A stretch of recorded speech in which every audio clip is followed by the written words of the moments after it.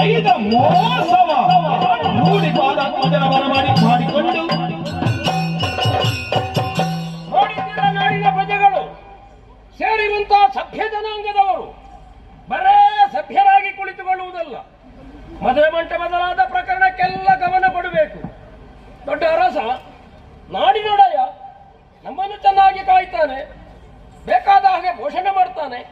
ವರ್ಣಾಶ್ರಮ ಧರ್ಮವನ್ನು ಸಂಘವಾಗಿ ನೆರವೇರಿಸುವುದಕ್ಕೆ ಸಮೃದ್ಧವಾದ ಅವಕಾಶವನ್ನು ಕೊಡುವ ಸೂರ್ಯಕುಲದ ಧೀಮಂತ ಅರಸ ಎನ್ನುವ ಹಾಗೆಲ್ಲ ಹೇಳಿದವ ಸ್ವಯಂವರ ಮಂಟಪ ಸಿದ್ಧ ಮಾಡಿ ಮದುವೆ ನಮಗೆನ್ನುವಂತಹ ತೀರ್ಮಾನವನ್ನು ಮಾಡಿ ನಮ್ಮ ಮುಂದೆ ನಮ್ಮನ್ನು ವಂಚಿಸಿ ಬೇರೆ ಯಾವನ ಒಬ್ಬರನ್ನು ಕರೆತಂದು ಗುಟ್ಟಿನಲ್ಲಿ ವ್ಯವಹಾರವೆಸಗಿ ಅವನ ಕೊರಳಿಗೆ ತನ್ನ ಮಗಳು ಮಾಲೆ ಇಕ್ಕುವ ಹಾಗೆ ಮಾಡಿದ್ದಾನೆ.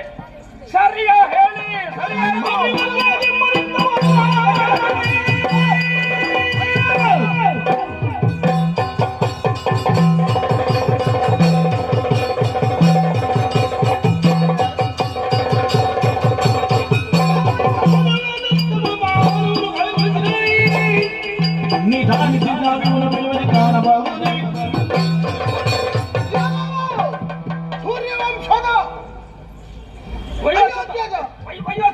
ಹೌದು, ಅಂಬರೀಷ ನಿನ್ನ ಕುರಿತಾಗಿ ಅಪಾರವಾದಂತ ಗೌರವವನ್ನು ನಾನು ಹೊಂದಿದ್ದೆ.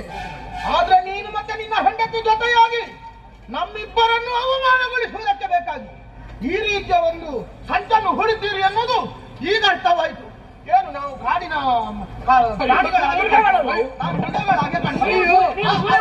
ಅವರನ್ನು ಬಿಡು, ನಾನು ಹೇಳ್ತೇನೆ. ನಾನು ಹಾಗೆ ಅವನೇನು ಕರಡಿಯ? ಅವನೇನು ಮಂಗನ? ಎಂತ ಜ್ಞಾನಿಗಳು ನಾವು ಅಂತ ನಮ್ಮಂತ ಜ್ಞಾನಿಗಳನ್ನು ಈ ರೀತಿಯಲ್ಲಿ ಮಾಡಿದ